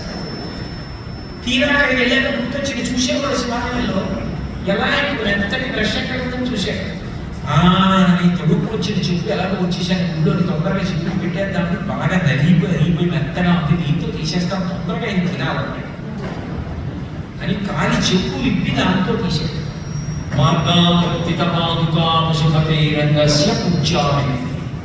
శివుడు అన్నాడు, అబ్బా ఇలాంటి కూర్చోబెట్టి అక్కడ తీయలేదు రాగేమో ఇది తీయచ్చా? తిన్నాడు, కన్నిచ్చాడు, నేను ఇవ్వగలిగితే అలా చేయొచ్చు. ఆయనకి తెలిసిన దానికన్నా ఆయన శివుడు ఉన్నాడని నమ్మి పెట్టింది కాబట్టి ఆయన రంగస్య పుంచాయతే గండూషాంబుభిషేచనం పునరిపో దివ్యాభిషేకాయతే. శివ ఇదే అభిషేకం అన్నాడు, నోట్లో నీళ్ళు ఊశాడు. ఏమి అభిషేకం చేసావురా అన్నాడు శివుడు. ఎందుకంటే ఆయన ఉన్నాడు, తినాలి, స్నానం చెయ్యాలి, ఆయన ఉన్నాడని చేస్తున్నాడు తప్ప ఏదో లింగమండం చేయట్లేదు. కించి భక్ష్య మాంస శేషకరణ వ్యోమహానాయతే. తిని ఇంగిలి మాంసం అక్కడ పెట్టి తింటాడో తిన్నా అన్నాడు. తినకపోతే కొట్టేసుకుంటాను తలకాయ, నువ్వు తినకుండా నేను తిన్నాను, నేను ఉన్నానని నమ్మేవా నువ్వనా మాంసం ఒక నిషేధి తీశాడు. సువర్ణ బాహు లింగం నుంచి చేతులు వచ్చి తీశాడు. భక్తి కిన్నకమోచహోవనచరో భక్త్యావతం సాయుకే అంటారు శంకరభగవత్పాదులు. భక్తికి లొంగిపోతాడు పరమేశ్వరుడు. ప్రేమ భావన ఉన్నది పూజ, లేని పూజకి కొట్టి భక్తుడు. ఇది దుర్జటి కాళహస్తీశ్వర చరిత్రలో పద్యం చేశాడు. అది చెప్పకుండా నేను ఉండలేని చెప్తే అందులో ఆయన అన్నాడు, నీకు మాంసము వాంఛయేవి కరువా, నీ చేత ఏడుండగా జోకైనట్టి కుఠారముండ మొదల జ్యోతుండ నీరుండగా పాకం గొప్ప ఘటించి చేతికుడు కనుక చెప్పగా పోయి చేకుంటే మాంసం ఎక్కినవునా శ్రీకాళహస్తీశ్వర. శివ నీకు కరువా మాంసం అన్నాడు. నేను ఏదో నా మనవాడిని తీసుకుని 9 వచ్చాను అనుకోండి, ఏదో మా తల్లి నాకు లడ్డూలు వాడి చేతిలో పెట్టే వాడు 4 తినేసి ఇంకా ఉన్నాయా అక్క అన్నాడు అనుకోండి. అంటే నాయన ఏదో పిల్లాడి 4 తింటామనుకున్నాను, 4 పెట్టేశాను, ఇంకా లేవంటే 7 మొదలెట్టాడు అనుకోండి.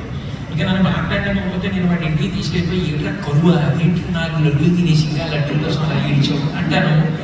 అలా అడిగాడు దుర్జుడు శివుడిని, నీకు మాంసము వాంఛయేవి కరువా. శివ నీకు మాంసం కరువా? నిజంగా నీకు మాంసం అంత కరువు అయితే అదేంటే తిన్నడు తెచ్చింది నీ ఎంగిలి మాంసం తింటాం ఎందుకు? ఉడికలుపులు వేసేసాక నీకు చేతిలో కుఠారం ఉంది, గొడ్డలు ఉంది, ఒక చేతిలో జంక్ ఉంది. నువ్వు ఎక్కడికో వెళ్ళక్కర్లేదు కూడా. ఈ కుఠారం గొడ్డలు పెట్టి జింకలో దెబ్బేసి ఆ మాంసం ముక్క తీసుకుని చేతిలో బ్రహ్మకపాలం ఉంది కాబట్టి అందులో పడేసుకొని పైనే గంగం ఉంది కాబట్టి నీళ్లు పోసుకొని 3వ అగ్నిహోత్రం మీద ఒకటేసుకొని ఎవరికి తెలియకుండా నోట్లో పడేసుకోవచ్చు. అంతేగాని ఈ మాంసం తీసేయా బాబు అంటే దాని అర్థం దిక్కి పొడవడం కాదు, భక్తికి అంత ఉండిపోయావా. నీకు మాంసము వాంఛయేవి కరువా, నీ చేత నీరుండగా జోకైనట్టి కుఠారముండ అదల జ్యోతుండ నీరుండగా పాకం గొప్ప ఘటించి చేతికులు కనుక క్షేపక పోయి చేకుంటే దీని మాంసం ఇట్లు తగునా శ్రీకాళహస్తీశ్వర. కాబట్టి పూజకి కావలసినది మనసు. ఆ మనసు ఉంటే మీరు ఎన్ని విగ్రహాలు పెట్టారో కూడా సంబంధం లేదు. 5 శంకరుడు చెప్పిన పంచాయతన పూజలో 5టికి 5 సాలగ్రామాలు పెట్టేస్తే చాలు. అవి కూడా ప్రకృతిలో దొరుకుతాయి. గండకి విష్ణు సాలగ్రామం, నర్మదా శివ సాలగ్రామం, శోణభద్రలో విఘ్నేశ్వర సాలగ్రామం, తంజావూరు వెల్లం సూర్య సాలగ్రామం. అట్లాగే అమ్మవారికి సంబంధించింది సువర్ణముఖనిగా లభిస్తుంది. ఇక నేను విడిచిపెట్టింది ఉంది శివుడు, విష్ణువు, సూర్యుడు, అంబిక, విఘ్నేశ్వరుడు, శోణభద్ర. ఈ 5 సాలగ్రామాలు ఒక చిన్న పళ్ళతో పెట్టుకుని స్నానం చేయించి పూజ చేసి మళ్ళీ తుడిచేసి 5 బరిలో పెట్టి పైన పెట్టేసినా సరే పూజ అయిపోయిందని చెప్పే శాస్త్రాలు ఏం కాదు. ఎందుకంటే నీకు ప్రేమ ఉన్నప్పుడు పూజకి ఎన్ని గదులు ఉన్నాయి, ఎంతంత ఎత్తుంది, ఇవన్నీ కాదు. నీకు ప్రేమ ఉన్నది నిజమైతే ఈశ్వరుడు ప్రకటించుకోండి తప్ప హంగులు ఆ భాగాలు ఈశ్వరుడికి. ఎందుకంటే అసలే సంప్రదాయం ఉండవలసిందే, ఆచారం ఉండవలసిందే, వద్దనే ఎవరన్నారు. అసలు తెలియని ఎవరిని అవడం భక్తిగా, భక్తి లేనప్పుడు ఈశ్వరుని కనిపించుకో. భగవంతుడికి కావలసింది భక్తి, భక్తులు. భక్తుణ్ణి అవమానించిన నాడు భగవంతుడు కూడా సహించాడు. భక్తుడు కావాలి, భక్తి కావాలి. ఈ 5 ఇంద్రియములనిచ్చి ప్రతిరోజు ఇన్ని సుఖాలిచ్చి రాత్రి పడలకి తీరిపోయేటట్టు చేసి మళ్ళీ తెల్లారేటప్పుడు ఉపయోగించుకోవడానికి అవకాశం కల్పించిన భగవంతుడికి ముందు కృతజ్ఞత చెప్పి వాటిని వాడుకోవడానికే నిత్య పూజ అని పేరు. ఇప్పుడు వద్దని ఎవరంటారు? నిత్య పూజ నాకు వద్దండి ఎవరైనా అంటారా? నిత్య పూజ చెయ్యంటే వాడు కృతజ్ఞుడైపోతాడు, చేస్తే కృతజ్ఞుడైపోతాడు, విద్వాంసుడైపోతాడు, పూజనీయుడైపోతాడు, అంతటా బ్రహ్మమును చూడగలిగే వాడైపోతాడు. మనుష్య జన్మ ప్రయోజన సిద్ధికి కారణము నిత్య పూజ.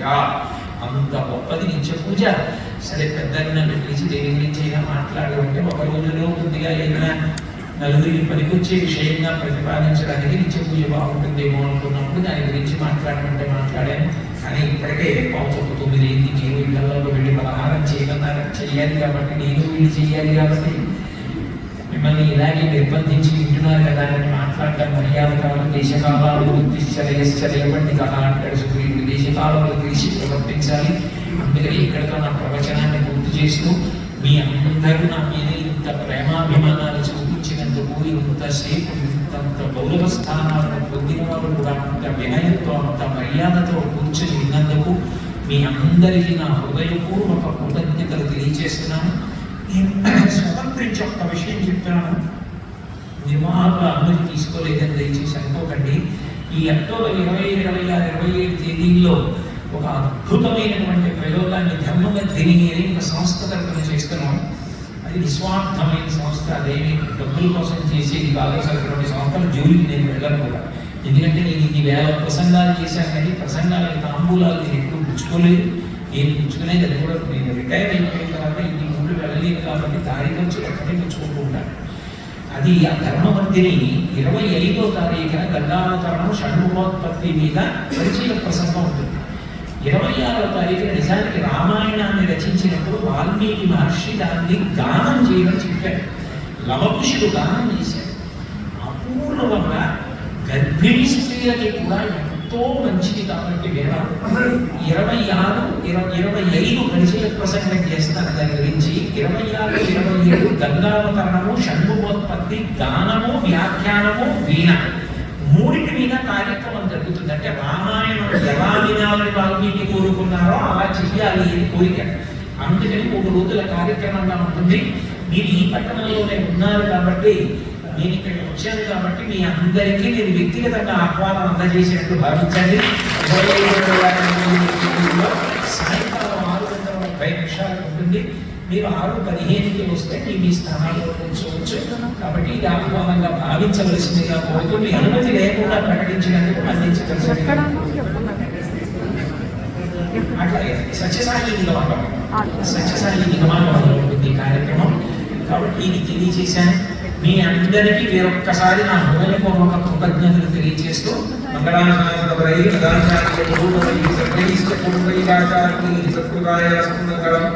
మంగళం కోసలేంద్రాయ హరినాత్మనే చక్రవర్తి రముదాయ సర్వభౌమాయ మంగళం ఉమాకాంతాయ కాంతాయ కాంతార్థప్రదాయినే శ్రీగిరీశాయ దేవాయ అధినాథాయ మంగళం. సర్వం శ్రీ ఉమామహేశ్వర బ్రహ్మాండ